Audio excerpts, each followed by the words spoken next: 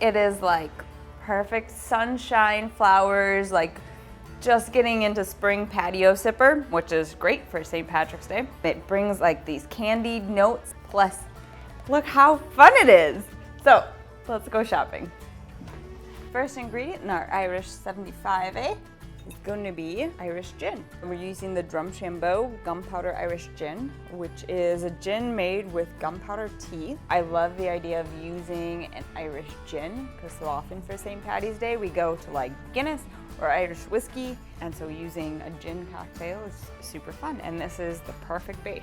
So next, we are going to use the Vicra Aperitivo. This is out of Duluth. It's super fun. I love using it with gin because it is a bittersweet aperitivo that's infused with rhubarb. I know it's, you know, Irish Canadian, but it's also a little Minnesotan. And then next, we have our Camarisse or haskap, which is gonna be the Canadian blueberry. It's sort of, so it's got blueberry notes. It's a little more tart, but it brings really lovely and unique fruit flavor that pairs really nicely with gin. So again, this is going to bring really unique sort of flavor notes to our Irish 75A.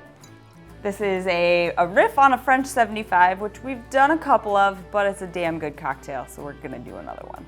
So, 1.5 ounces gin, 3/4 ounce haskap, 3/4 ounce Vicra Aperitivo. Did I say that right?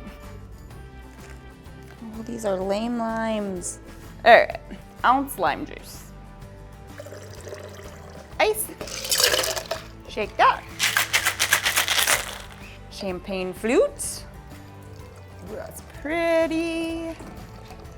And then top with champagne. And then I made this fancy lime twirl. So we're gonna garnish with that. So pretty. And that is our Irish 75, eh? Did I sound Canadian?